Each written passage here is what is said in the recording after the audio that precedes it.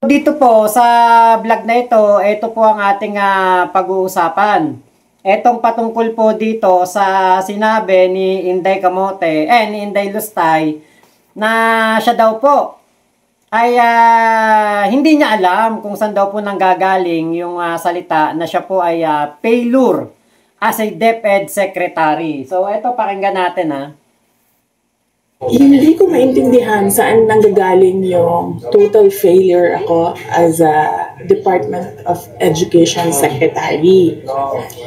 Kasi iba yung actions ni BBM noong ako ay nag-tender ng resignation. Kung maalala ninyo, that was June 19, 2024. It was a Wednesday. Matagal ko na pinag-isipan yung pagre-resign. Inisip ko na kapag mag-resign ako, habang nasa administration ako, inaatake ako. Pag nag-resign ako, dodoble yung atake sa akin. Posibleng mag-file ng impeachment case sa akin dahil September 2023 pa lang pinag-uusapan na yon. So, matagal ko na hawak-hawak yung resignation letter na yun. Matagal akong pabalik-balik sa Malacanang pero hindi ko talaga pa naibigay. Pero nung June 19, 2024, dun ko na isip na yun ang pinakatamang panahon na ibigay ko na yung irrevocable resignation ko.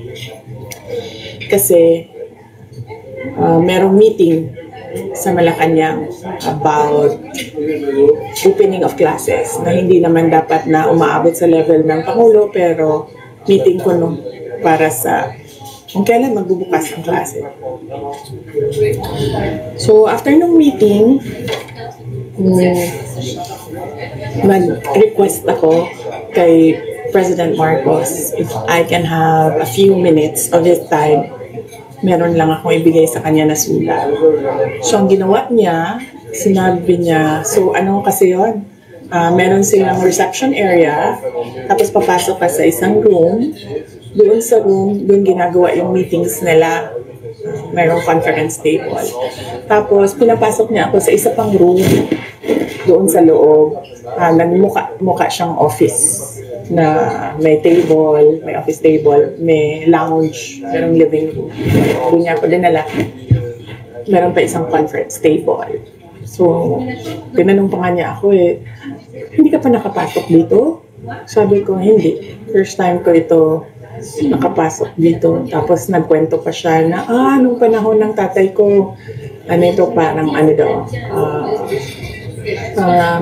kung saan nag-gather ang mga tao. Tapos, gusto niya daw yung view na yun doon, kaya ginawa niyang office. Sabi ko, okay. Tumanon lang ako. And then, sinabi ko na sa kanya, may dala ako na letter, ibibigay ko sa'yo. Tapos, binigay ko sa kanya. And then, nung pinasa na niya, ang sabi niya, why? Tanong siya sa akin, bakit? Tapos sinabi ko sa kanya, ayaw ko na pag-usapan kung bakit ako mag-resign. Para sa akin ba, kailangan pa ba itanong yun? Hindi mo ba nakikita kung ano yung ginagawa ninyo sa akin?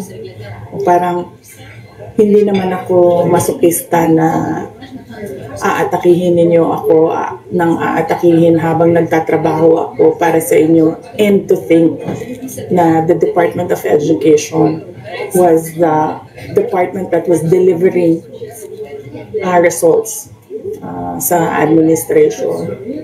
So hindi na ako sabi ko ayaw kong pag-usapan. And then sabi niya, he tried to ask me to stay. Tapos sabi ko, ayoko na. And then, ang sunod niyang ginawa, inofera niya ako, may gusto ka ba na posisyon? Sabi ko, wala akong gustong posisyon. Tapos, ang sunod niya sinabi sa akin, pwede ka bang tumulong sa midterm elections para sa mga senators? Tapos sabi niya, kasi di ba yung hugpong ng pagbabago. Kasali naman yun sa unity noon. Ano siya. Sabi ko, hindi ko, pag-iisipan ko, pero wala pa akong plano para sa 2025 midterm elections ng senators. So, clearly, lahat ng attempts niya to make me reconsider my resignation. Na sinabi niya, mag-stay lang ako as Department Secretary o DepEd. Na sinabi niya, gusto ko bang lumipat sa ibang posisyon, sabihin ko daw sa kanya. Na sinabi niya, pwede ba akong tumulong sa midterm elections ng 2025. So, hindi iyon actions ng taong tumitingin as failure ako. Oh, balik natin. Hindi ko maintindihan sa... So, alam niyo po, ilang minuto ba itong 5 minutes and 30 seconds po na video na yan, isa lang po ang aking konklusyon. Kaya ko po hindi pinutol-putol yung video, kaya po inayaan ko siyang magdire-diretso. Isa lang po yung aking konklusyon sa video na ito. Ako po ay hindi eksperto, hindi po ako talagang magaling, hindi po ako nagmamarunong. Kumbaga, gamit ko lang kaunting common sense at kaunting critical thinking lang yung ginagamit ko dito. Hindi ko binubuhos ang 100% ng aking kaisipan. Ang akin pong conclusion, wag po kayo magugulat. Si Sara po ay isang pathological liar. Yes. Si Sara po ay merong sakit. At tingin ko malala na. Pathological liar po siya. Naniniwala na siya sa kasinungalingan niya. At ang kasinungalingan niya na yon, ang pinaniniwalaan po niya na katotohanan. Nag-i-imagine si Sara Duterte na sinasabi ni PBBM yung mga ganitong bagay. Nag-i-imagine si Sara Duterte na ang kanyang mga sinasabi ay sinasabi kuno ni PBBM. Pero this is not happening. This is not happened. Tama ba English ko? Hindi po nangyari yan. Sa obserbasyon ko kay Sara Duterte, malawak ang kanyang imahinasyon sa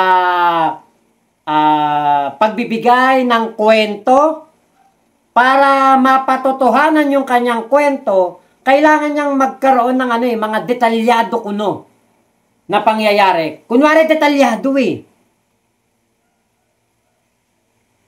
Pero alam niyo po, tama din si Sara Duterte. Eto, pasensya na mga ka-PBBMs, mga tropa pips natin dyan, mga manonood natin. Pasensya na po kung kinakampihan ko po si Sara. Kung sinabi po niya na she is not a failure. Or a total failure. Tama naman po yun. Bigay natin kay Sara Duterte yung word po na yon. She is not a total failure. Kasi po kapag po sinabing total failure, pasensya na rin kay kay Atty. Claire Castro, hindi naman sa kinokontra ko siya, hindi naman sa ayaw ko yung kanyang sinabi. Doon lang ako sa totoo.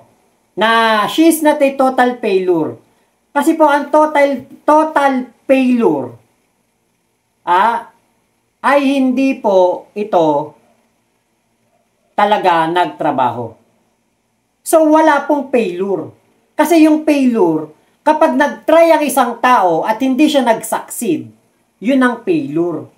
Pero si Sara Duterte po, she didn't make any attempt to make the education sector to level up.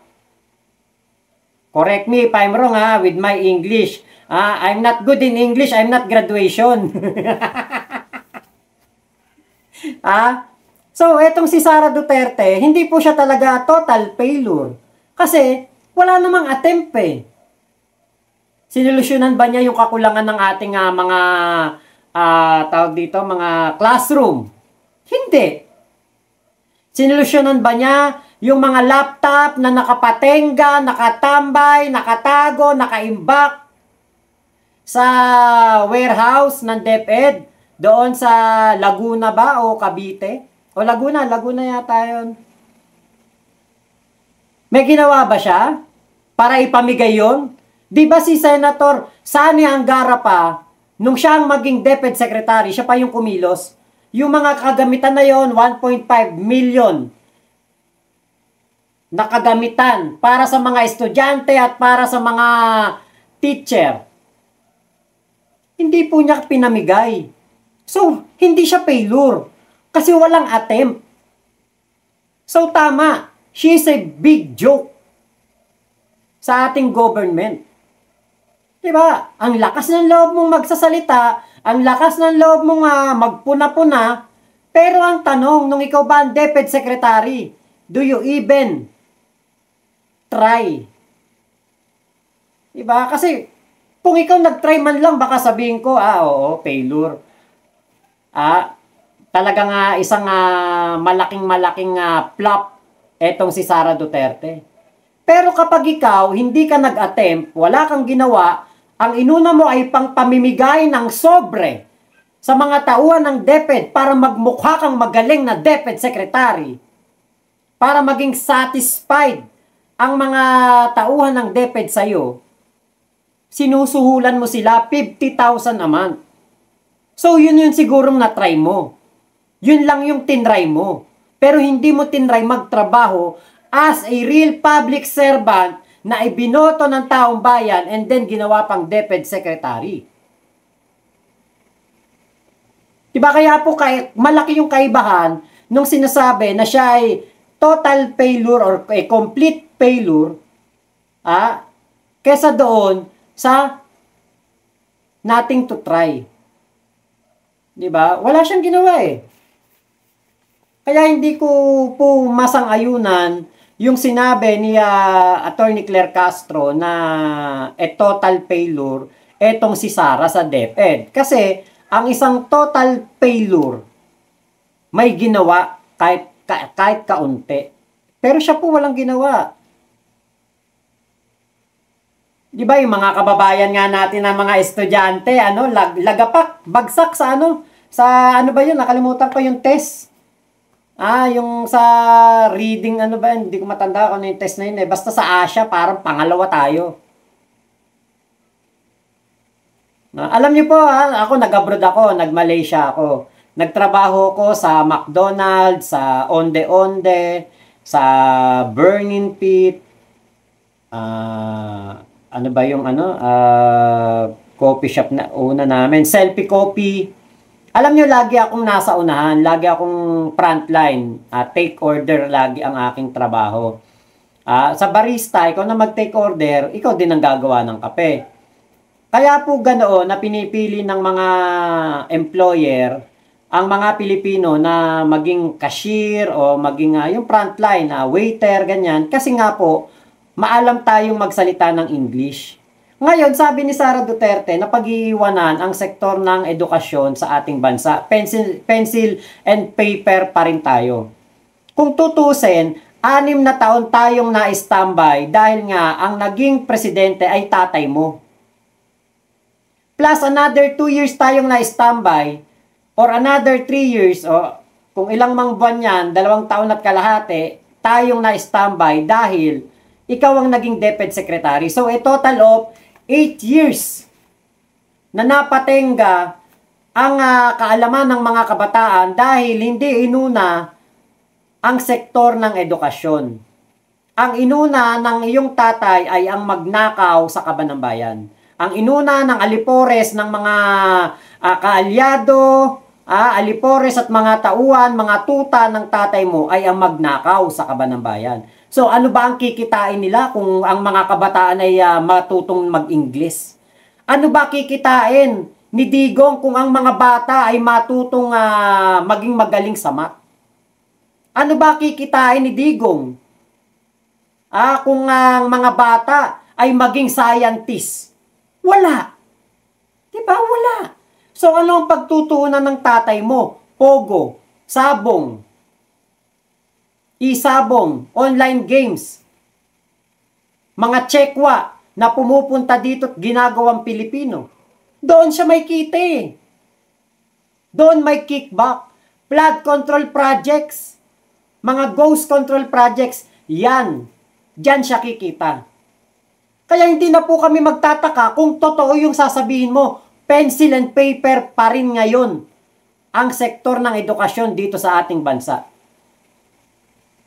Pero hindi ka ba nahihiya sa sarili mo? Kasama ka doon sa naging dahilan kung bakit pencil and paper pa din ang sektor ng edukasyon dito sa Pilipinas. Kung ginalingan mo lang sana eh, di ba? 2 years kang naging DepEd Secretary. Kung may kinilos ka man lang, kung may ginawa ka man lang.